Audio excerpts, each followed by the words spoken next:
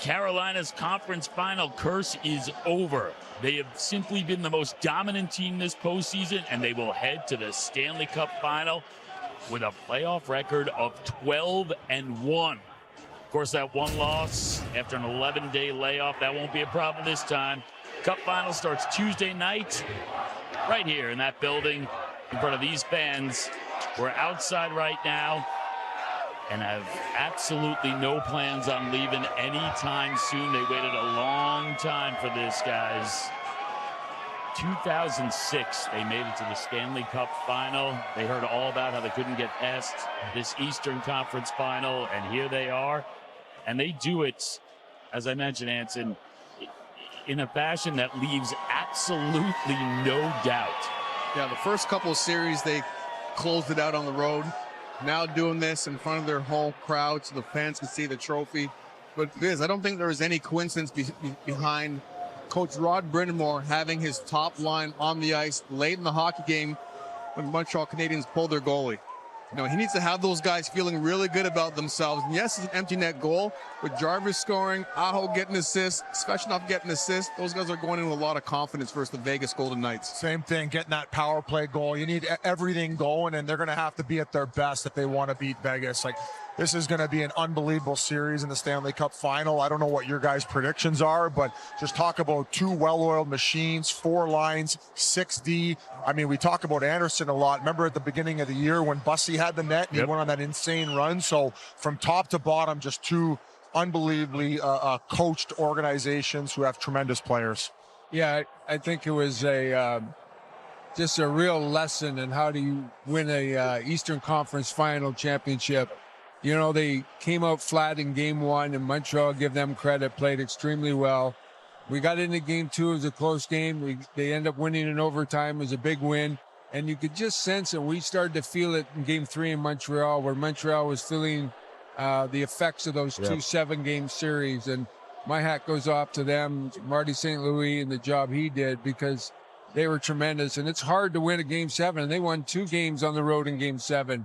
But coming in game 2, 3, 4, and 5, you could just sense it in the building. Carolina got stronger and better, and they just kept coming in waves, and they just threw the guys over the boards, and their rotation stayed the same. And that's what will be interesting in the final. Vegas has confidence also, and they're just going to rotate their forward lines and their 6D, and it'll be fun to watch because there won't be the matchups that we saw like in this series. It'll be more like, all right, we're throwing this line on, and let's get the flow going. So it's going to be a heck of a Stanley Cup final. 2 of the best teams at this time of the year are going to play in the final, no question about that. So it's great news for the game of hockey itself. And it's not always the case you have the 2 best teams playing, but a lot of times it's about timing. Yeah. And we talk about going into these playoffs. This is the window right now for Carolina Hurricanes, the way they're built, the way they're playing, and also how the Eastern Conference looks. We felt like this is a huge opportunity for this team. And man, go 12-1, and the way they've been winning hasn't even been close. It's so impressive how they, as a team, have played throughout these 13 games. 1 bad game. Other than that, it's been on point in all aspects of the game. And with Mark Stone coming back in that last game too, both teams are healthy too, guys. Yeah. There's nothing worse than watching a Stanley Cup final and the other teams both teams have some of their best players missing. It looks to me like both teams are pretty healthy right now, so that sets up for a great game 1. Well, I like the idea of both teams healthy, both teams playing to the height of their powers. And you mentioned just the idea, right? Both teams being confident, getting the right guys going. And part of that, Wayne, we heard that great interview that Jackie did with Freddie Anderson. And Unreal. Obviously, Freddie going through a lot. As we look at a great moment there. You know, I think sometimes we forget that athletes are human. And, you know, Claude was so close to Freddie. And, you know, it's one thing when you're a centerman or a defenseman, you rely on your other guys that are on the ice. You're a goaltender and you got things on your mind, especially what transpired the last 48 hours.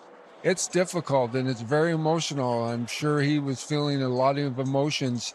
And I'm so happy the way he played tonight. But more importantly, I'm so happy the way he played in this entire series. He came back from game 1 where the team kind of laid an egg. And he just got stronger and stronger. And we talked about in game 3 and 4, I was voting for Keandre Miller, and right now I got to say I got to throw Anderson back into that pile because he was stellar the last 2 games. Can we go back to that image? Keandre Miller's on the bench right now. It's incredible. With his baby. Looks like he was getting emotional too. Very there. emotional. I mean, what a picture. I mean, this is what hockey's all about here, boys.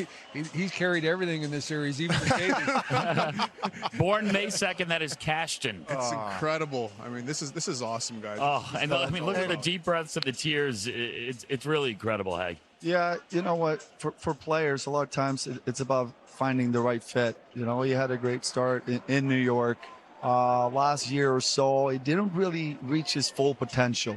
He comes down here, and it just looks like he's so comfortable. We talked about it the other night. As a defenseman, too, yes, you're looking to have all these different skills in your toolbox, but a lot of times it takes a little time for everything to click.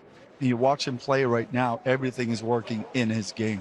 Even going back to that Ehlers interview, we talk about the family component to coming here and what it's meant. And you just touched on the fact that Keandre Miller, it feels like maybe New York gave up on him a little bit, where clearly they saw an opportunity here in Carolina. Let's get this guy. We believe in him. He's got all the tools, and maybe under a great system and a great coaching staff, we can unlock this guy's potential. And I mean, you guys have been raving about him, and I got to watch this guy play firsthand this series. He did everything that they could ask. Yeah, and why would you want a 6'5" defenseman that can skate and has a reach and has good hands and has good hands, good offensive instincts? And look at the moment he shared. Oh, just incredible. Yeah, Unreal. It's like he's playing for a higher purpose, right? Yeah.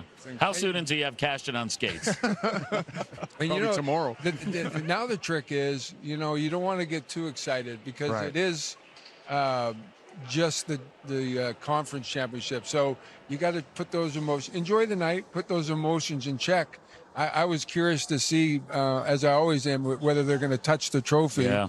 And I couldn't see the trophy because it was the most people I've ever seen in a team picture. I think they set a record tonight. I think Torts' quote was, first 3 rounds you're playing in the playoffs. When you get to the Stanley Cup, you're playing for the cup, and it's completely different. And like you said, Wayne, you can't get too ahead of yourself. You're at home, everybody's super excited, but ultimately they set out for 1 goal this year, and this is going to be their first time back to the finals after all they've been able to accomplish to get over this hurdle of finally winning the Eastern Conference Final.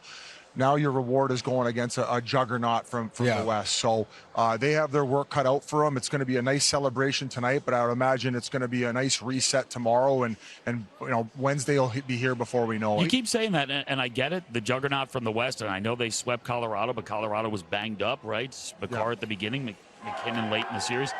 Shouldn't the Carolina Hurricanes be walking into this final thinking we're the juggernaut from the East? Like, we're the team. I think they like being the underdog, Hank, and I think they are.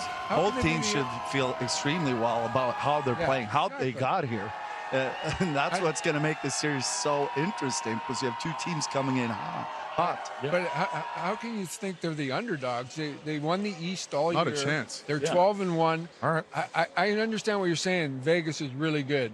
I don't know who's favored, but I wouldn't say Carolina's an underdog. Exactly. They're a really good hockey club also. You got 2 well-coached teams. You got 2 really good teams, 2 goaltenders that are playing really well this time. Their top players on Carolina are playing well, and the top guys in Vegas are playing well. You look at Carlson coming back. He looks solid, and Eichel and Marner, and their defense is big.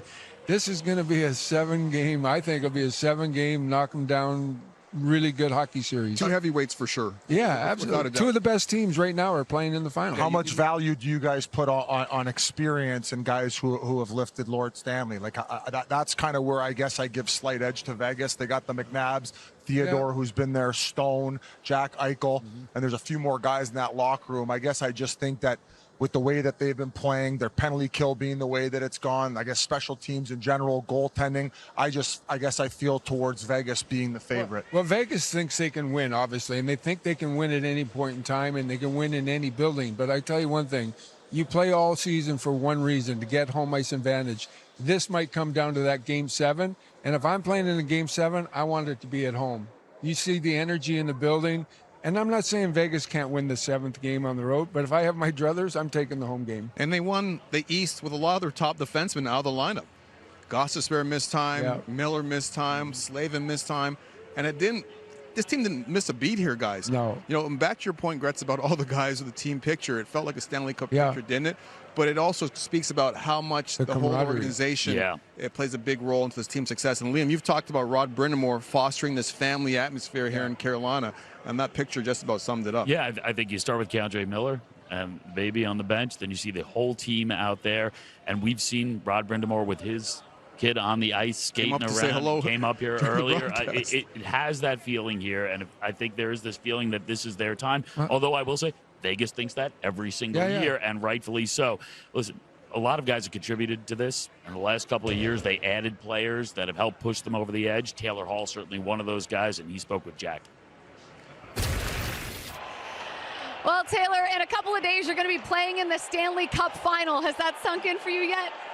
Yeah, it's exciting. It's a step in the direction we want to go, obviously, and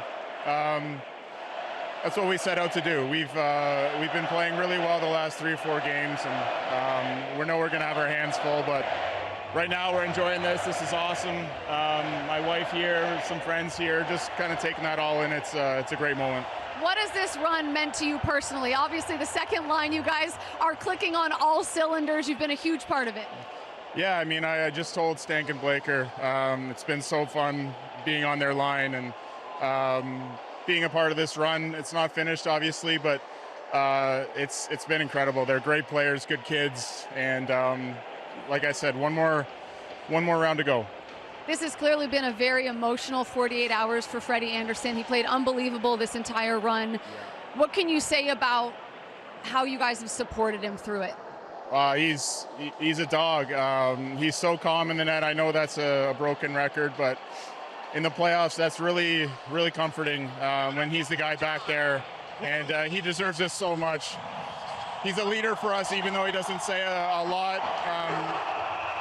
He's the best. He's the man. What can you say about what it took for him to kind of get through this game in particular tonight? Yeah, I can't imagine what he's going through. That's a really sad time for everyone involved. You know, if you're ever going through anything, it's important to reach out to people, and that's a prime example. But we love Fred. We're behind him, and I'm sure he's doing this with a heavy heart. Well, that was very well said. Thank you again. Congratulations and good luck in the final. All right, thank you. Yeah, what Freddie Anderson has done under the circumstances, nothing short of remarkable. Taylor Hall has been just brilliant during this postseason. Wayne Gretzky, on the other hand. I knew it. We thought you were It's immune to the confirmed. jinx, but you said the word. Yeah, I got to admit, I'll take a bullet for that one. Sorry, Hank. That was my fault. Oh, man. No shutout, but Freddie does get the win. And by the way, he has stopped 41 of the last 42 shots. Oh, yeah. He's playing brilliant hockey. Blame the goalie. Don't blame him. 6-1 the final here. Canes are through to the Cup final.